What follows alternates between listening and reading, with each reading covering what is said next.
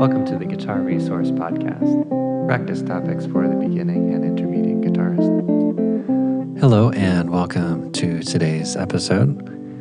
We're going to talk a little bit about learning the notes on the neck, the note names, pitch names. And so we'll start out by thinking about one string at a time. So beginning with the sixth string. So the sixth string open is E, and we'll find E on the 12th fret. Okay? So now let's talk about notes in the key of C, because that will help us learn them. So we have 7 notes total. So we have E and F. So F is on the first fret of the sixth string. And notice that one fret on guitar is a half step. So G is third fret, and that's a whole step from F. So that's 2 frets on guitar. So we'll use some of the distances to help us figure out where these notes are. So F to G is whole step, 2 frets. So now G will go to A, and we will go up a whole step. Right, G to A, the whole step, 2 frets. So you can also use the markers to help you keep track of where you are. So G is on a marker and F or A is on most guitars. So now let's go to B. So B is 7th fret, the 6th string, and that's a whole step from A. There's a lot of whole steps here. So we have F, G, A, B, all separated by whole steps. Now we'll get to the 8th fret, so that's C. Okay, and notice that B to C is 1 fret, so that's a half step. And then we'll go to the D chord, or D, the D note. And that is 10th fret on the 6th string, and that's a whole step above C. And then a whole step to E, which we found at the 12th fret. So we have open and 12th fret E, and then we have these notes in between. So one thing you may try doing is play them in order. It's E, F, G, A, B, C, D, E. Playing them in order backwards. E, D, C, B, A, G, and F. Okay, and now 12th fret, we can go beyond that. We'll notice that we're going to have the same notes. So 12th fret is E, and then we have F on the 13th, G on the 15th, A on the 17th, B on the 19th,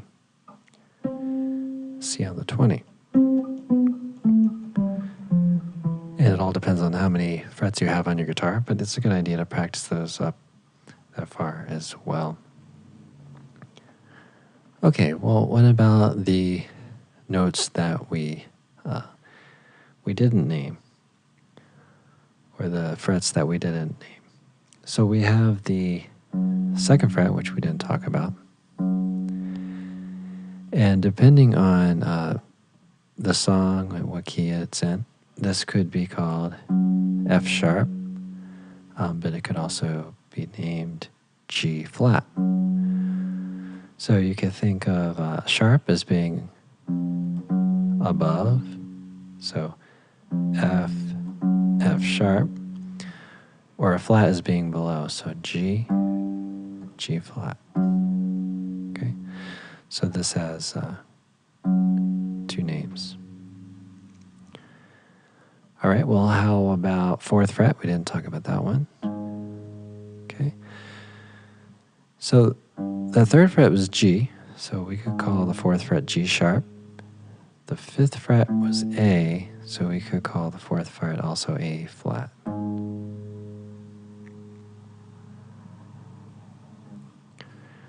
All right, well, let's try the 6th fret. So we have A on the lower side, so going up, we could call it A sharp. B is on the 7th fret, so the 6th fret could be called B flat. So B flat or A sharp. Now let's go to 9th fret because we didn't cover that one. So that's just above the 8th fret, which was C. So this could be C sharp. It's 9th fret. It's just below the D, so it could be D flat. Okay, let's go to the 13th fret. And so we have a half step above D, so that could be D sharp. Half step below E, so that could be E flat. Okay, so then we have the notes of the chromatic scale: E, F, F sharp, G, G sharp, A, A sharp, B, C, C sharp, D, D sharp, and E. And so you can go backwards as well. E, E flat, D, D flat, C, B, B flat, A flat, G, G flat, F, and E. Okay, now that we're clear on the flats and the sharps, E can have a sharp as well. E sharp would be F. So E sharp and F have the same location. And then F could be flat. So you could have E, open string, named as F flat. Now that's going to be fairly rare, but just something to be aware of. Same case for B and C. So B can be a C flat, and C can be a B sharp. Okay, and again, those are going to be fairly rare circumstances. But then you could also have double sharps. So A could be the G double sharp. Okay. And that's generally notated as an X. X-looking symbol. So there we are with the notes on the 6th string, and just remember, try to memorize them between open and the 12th fret, and then also try to go beyond and actually practice and work with the notes further up the neck as well.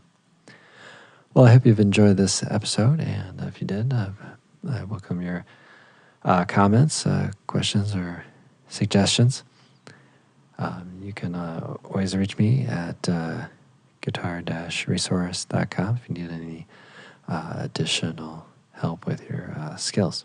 Well, thanks again for watching, and I hope you tune in next time. Thank you for listening to this episode of the Guitar Resource podcast. Be sure to rate and subscribe. Remember to subscribe to the YouTube channel. Follow us on Facebook and Twitter.